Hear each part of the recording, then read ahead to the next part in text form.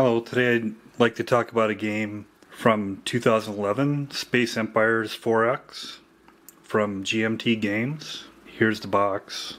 Nice kind of streamlined artwork. Here's the back cover. Space Empires 4X is a game in the finest tradition of 4X space games. Explore, expand, exploit, exterminate.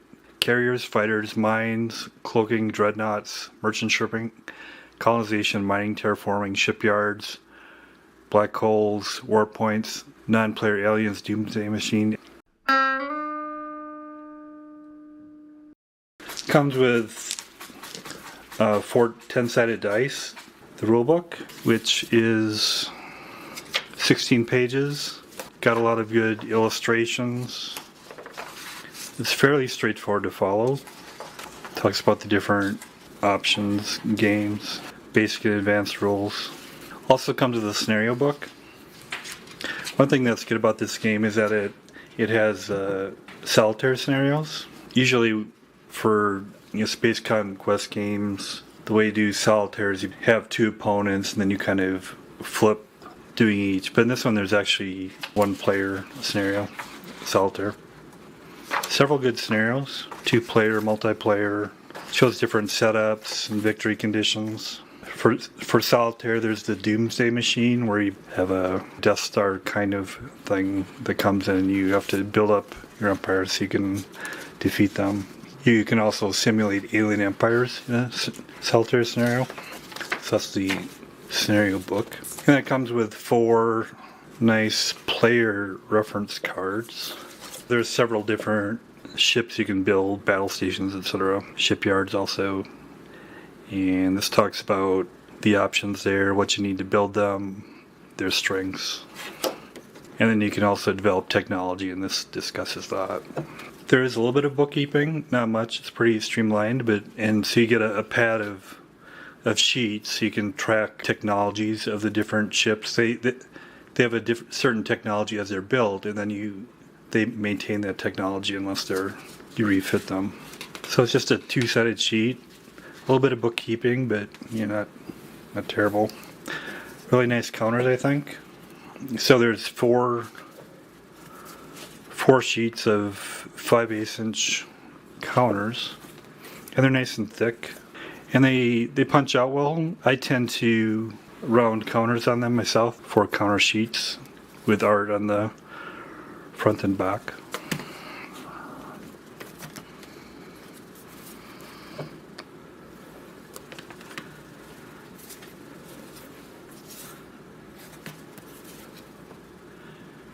You'll notice on the back of these there's a lot of information on one side, and then on the other side, whether it's planets or ships, it's generic or blank. This allows you to randomize the items you run to in space. You don't know what you're going to see until you flip them over, and then you see what you have. And then for the ships, you have just a generic on one side. So when you move them through space, people don't know exactly what you have, how many, and what strengths. And then when you do battle, you flip them over, and then there's more information. Additional kind of counter markers, damage markers, different options.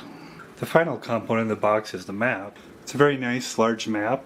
The information included on the counters: size, strength, attack, defense. Sequence of play: player 1 moves, combats, explores, repeat for the other players. And there's 3 turns, and you keep track of that on the board here.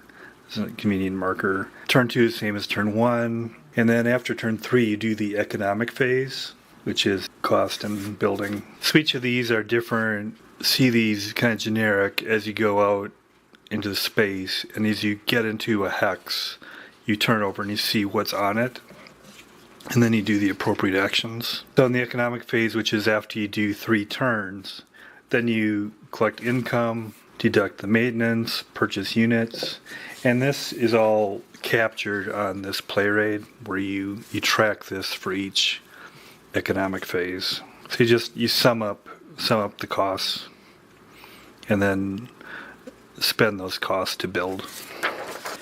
And this player aid tells you costs, so that's a handy reference. And this talks about the attack, defense, cost of different ships. Then you can also purchase technology. And as you purchase technology, your tech level ability of your ships advances. So every new one you produce then has a given technology level.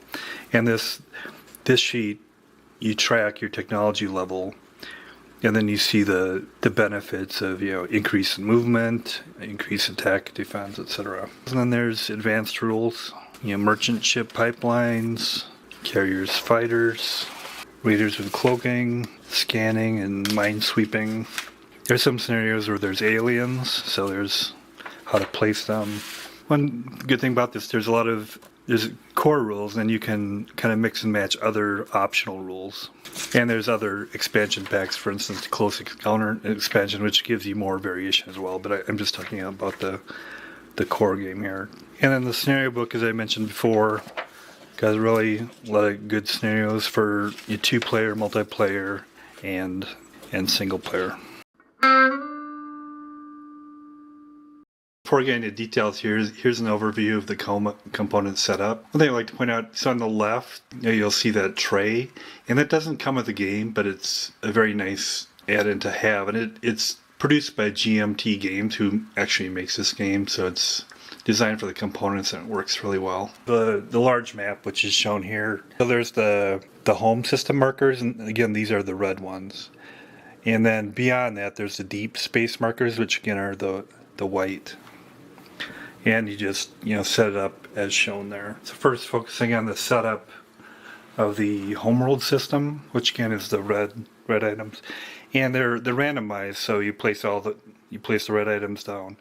You just see the generic, but for here, I'm just to show you options. I've flipped over a few of the options. There's the homeworld, red, yellow, green, blue. Each have their homeworld, and then there's asteroids, which affect combat if you are involved in that space. There's minerals, which give you more resource points if you bring them back to homeworld. Black holes, which give you a chance of having your ships destroyed. Worlds that you can colonize. Nebulas that also affect combat in this space. And then barren worlds, which you need to terraform before you can colonize them. Showing the setup beyond the homeworld again. So beyond the homeworld, it's these white markers, and again they're randomized, so you set them out, you don't know what's there, but for demonstration here I'm showing you what options you have. And there's some similarities between what you see there, and then there's also some different options compared to the homeworld. One is supernova. Supernova basically means you can't use that space. Asteroids, again, similar to before, it affects combat. Mineral, a little bit higher level, but basically it gives you resource points if you move them back to home. Danger means your ship is destroyed. Warp point is advanced, but it gives you options of the warping if you have a receiving warp point. Lost in space, for multiplayer, it lets other players move your ship around to adjacent hexes. Black hole, again, the chance of your ships being destroyed. Nebula affects combat. Barren, you have to terraform before you can colonize that planet. For a demonstration of play, I went through this scenario to the point where I was able to explore all of my home world systems. So I'll kind of walk through that. So what I got going here, here's my home world. I got a shipyard. Here I'm building a cruiser and a miner right now.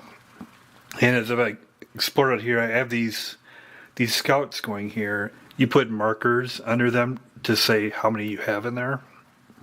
So there's one of those. If I were to have multiple of the same class, I would do that. So I've colonized a couple of worlds. This one has 5 resource points coming out. This one's still in development, but it's so it goes to 3, and then at the next economic development it'll move up to a 5. And as I explored out here, I found several planets, nebulas, black holes, which I rolled and I didn't lose a ship when I went there, asteroids, which would affect combat, and several minerals. So I developed a miner. I have a miner coming here, and I have another one here. So the miners go out, they get the minerals, then they bring them back to a world, and then you get credit for those, a one-time thing. So that's kind of what I got going on here.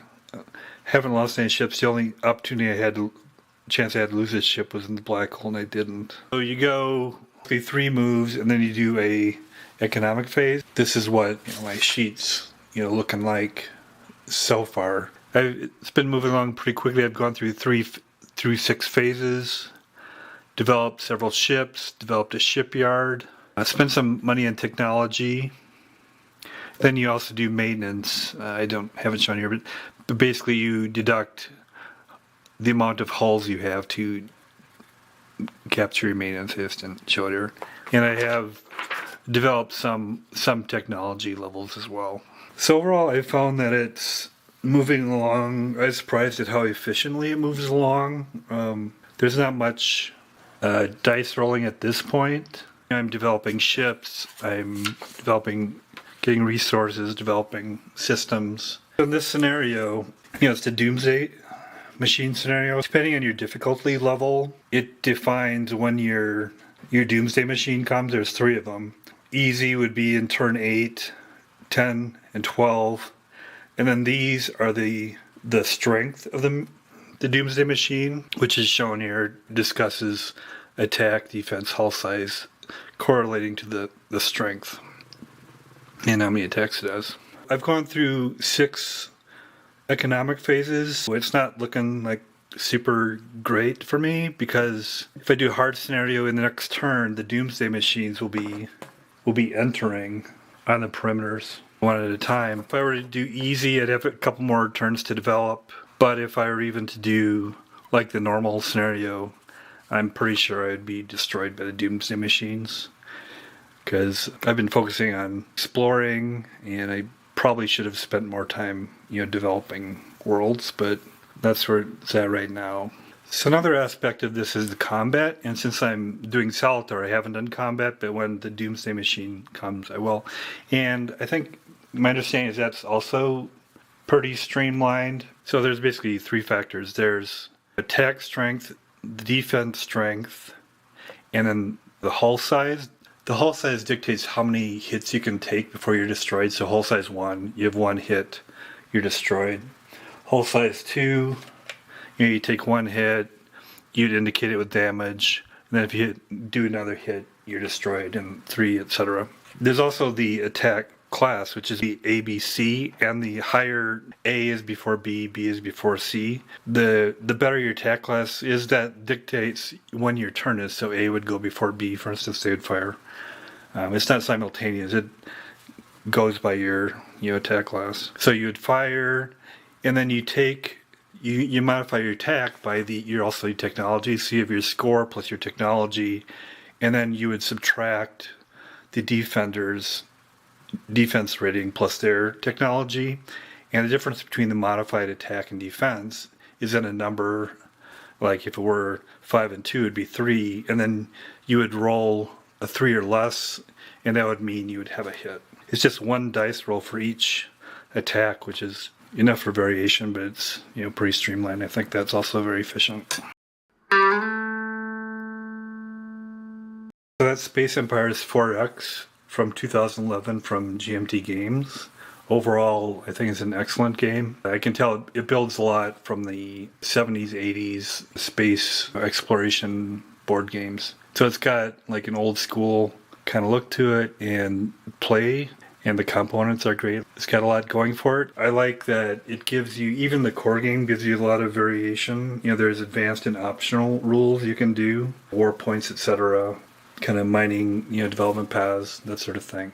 It plays very efficiently, but it also gives you a lot of variation in your gameplay. It's got, a pretty epic feel to it, but it's got a lot going for it, and I'd highly recommend it. I'd give it 8 out of 10 as it is just a core game, but turns out, I'm not really focusing on expansion, but it's got some expansions, and one, which I think is great, is the Close Encounters expansion.